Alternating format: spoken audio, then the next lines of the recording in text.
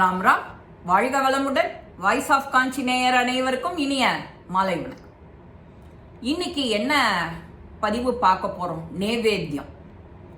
சாதாரணமா தினம் வீடுங்கள்ல நைவேத்தியம் பண்றோம். ஒண்ணுமே இல்லாட்டியும் 2 கல்கண்டு திராட்சை வச்சு காய்ச்சின ஆறின பதமான பால் சக்கரை போட்டு ஒரு கரண்டி வைக்கிறது வழக்கம்.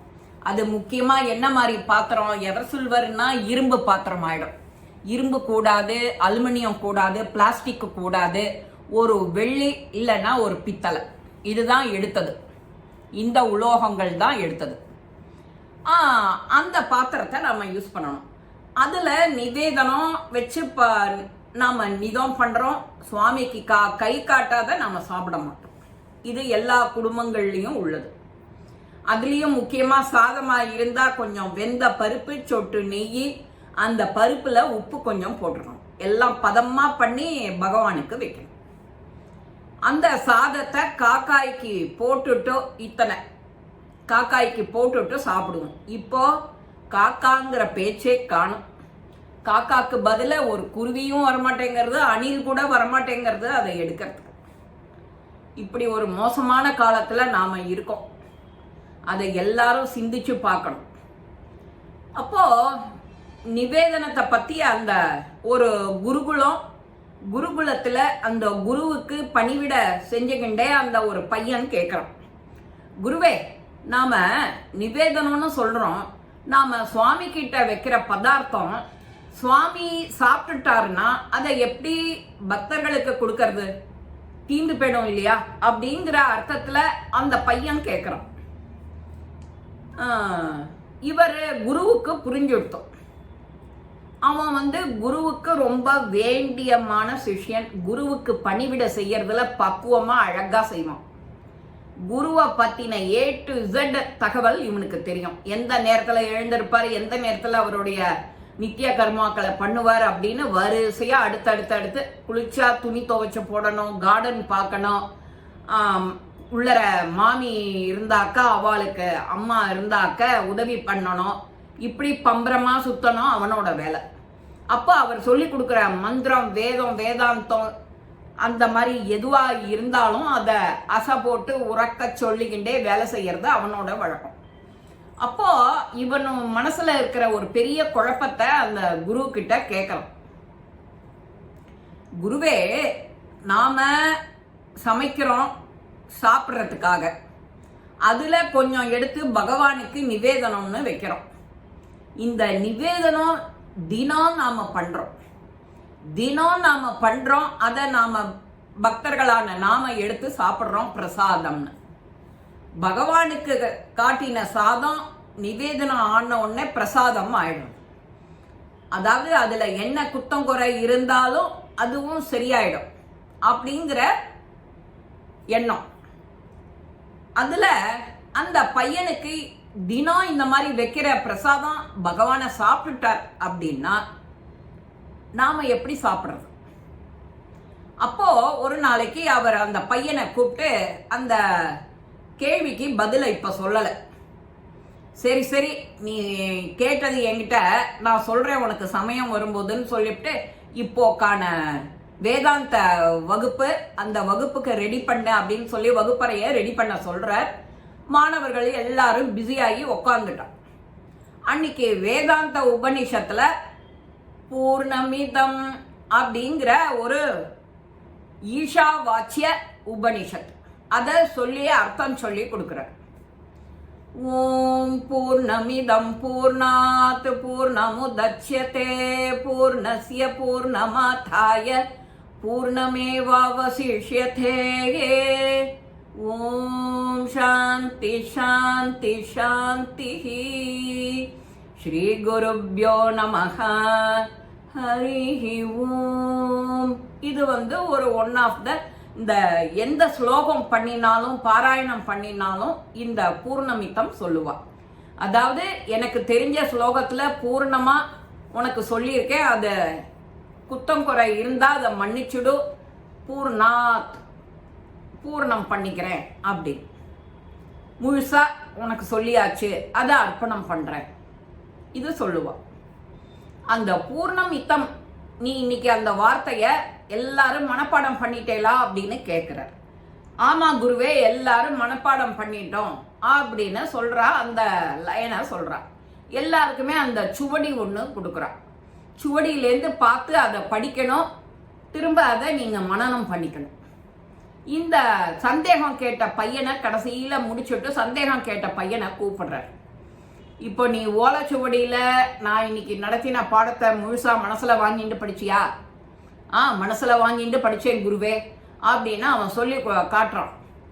சொல்லி காட்டின உடனே இந்த பூர்ணம் மித்தத்துக்கு அர்த்தம் கண்டுபிடிச்சிண்டியா அப்படின்னா கண்டுபிடிச்சிட்டேன் அப்படின்னு சொல்றான். அதையும் கரெக்டா சொல்லிடுறான். சரி, இப்போ நீ நேத்திக்கு என்கிட்ட கேட்டி இல்லையா, அதுக்கான பதிலுக்கு இப்ப வரேன். சுவாமிக்கு நிவேதனம் பண்றோம். சாமிக்கு நிவேதனம் பண்றோம். அது சூக்ஷ்ம ரூபம். சுவாமிங்கிறது சூக்ஷ்ம ரூபத்துல நாம எல்லாருமே அவாவா பூஜை அறையில வச்சிருக்கோம். நாம ஸ்தூல சரீரம், ஸ்தூலமா கண்ணுக்கு தெரியும், அது கண்ணுக்கு புலப்படாத இருக்கிற வஸ்து. இதேதான் இந்த ஸ்தூல வடிவம் சாப்பிட்றதுக்காக நாம நிறைய ஏகப்பட்ட ஐட்டம் பண்றோம், ஏகப்பட்ட இது சமைக்கிறோம். இப்போ இந்த ஓலை சுவடியில எழுதின மந்திரம் நீ மனசுல படிச்சுட்ட, அதனால ஓலை சுவடியில இருக்கிறது சூக்ஷ்ம ரூபம். நீ அதை நீ படிச்சு இப்ப மனசுல ஏத்தினுட்ட, அதுவும் சூக்ஷ்ம ரூபம். இப்போ நன்னா புரிஞ்சுக்கோ, அந்த சூக்ஷ்ம ரூபம் நீ எப்படிங்கிறத அதை பார்க்கணும். கண்ணுக்கு புலப்படாத அந்த இது. இப்போ உனக்கு ஓலைச்சுவடியே தேவையில்லை, அதை கிழிச்சு போட்டுடலாமா அப்படிங்கிறார். நீ சொன்னதுல கொஞ்சம் தப்பு இருக்கு, நீ சரியா உள்வாங்கிட்டு படிக்கல அப்படின்னும் சொல்லிடுறார். அந்த ஸ்லோகத்தை சொல்லி முடிச்ச உடனே அப்போ அவனுக்கு ஒரே பதட்டம் ஆயிடுறது. என்னடா நம்ம குரு கரெக்டா தானே சொன்னோம், அதுல தப்பு கண்டுபிடிக்கிறாரே அப்படின்னு. அவன் தன்னோட சுவடிய காண்பிச்சு நான் சரியா தானே சொல்லியிருக்கேன் அப்படின்னு சொல்றான். இதுல நீ உள்வாங்கின அப்படின்னா அந்த மந்திரம் இதுல இருக்கு, அது அழிஞ்சு போயிருக்கணும் இல்லையா? நீ உள்வாங்கிட்ட படிச்சுனுட்ட அப்படின்னா மந்திரத்தை ஏத்தினுட்டா சுவடியில இருக்கக்கூடாது இல்லையா அப்படின்னு கேட்கிறார். அப்போ அவனுக்கு புரியுது. சீடனுக்கு கொஞ்சம் புரிஞ்ச மாதிரி இருக்கு, ஆனா புரியாத மாதிரி ஒரு குழப்பம். உடனே சொல்றார், மந்திரங்கிறது ஸ்தூல வடிவம். இந்த ஸ்தூல வடிவத்துல இருக்கிற மந்திர எழுத்துக்களை சூக்ஷ்ம நிலையில இருக்கிற உன்னோட மனசு ஏத்துக்கிறது. அது சூட்சமா எப்படி இருக்கோ அப்படியே ஏத்துக்கிறது, சூக்ஷ்மமாவே. அதே போல சூக்ஷ்ம நிலையில இருக்கிறவன் இறைவன். அவனுக்கு படைக்கிற நிவேதனம் ஸ்தூல ரூபம். அவன் எப்படி சாப்பிட்றான்? சூக்ஷ்மமா எப்படி இருக்கானோ அதை அப்படியே எடுத்துக்கிறான். சுவடியில இருக்கிற எழுத்துக்களை நீ வாங்கிட்டேன்னா பின்னாடி அந்த சுவடியில மந்திரம் அளவு குறைஞ்சுடுத்தா, இல்ல அதோட மதிப்பு குறைஞ்சுடுத்தா? இல்லையா? அந்த மந்திரம் அந்த சுவடியில இருக்கு, ஆனா அதுக்கான பவர் குறையல. நீ உன் மனசுல ஏத்தினுட்ட உரு போட்டுட்ட அப்படின்னா அதோட மந்திர தன்மை குறையல, அதோட ரசம் குறையல. அது போலதான் இறைவன் சாப்பிட்ட அந்த அளவுல குறையாம இருக்கும் பிரசாதம். ஸ்தூலமா இருக்கிற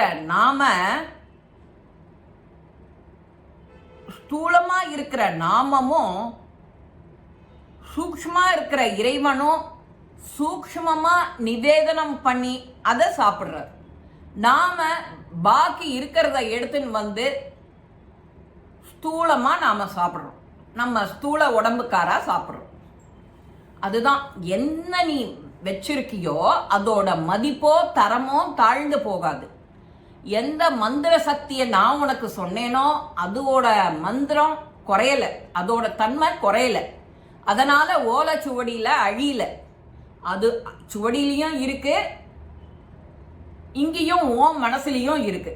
அதோட மதிப்பும் குறையல, நீயும் அதை படிச்சுன்னுட்ட.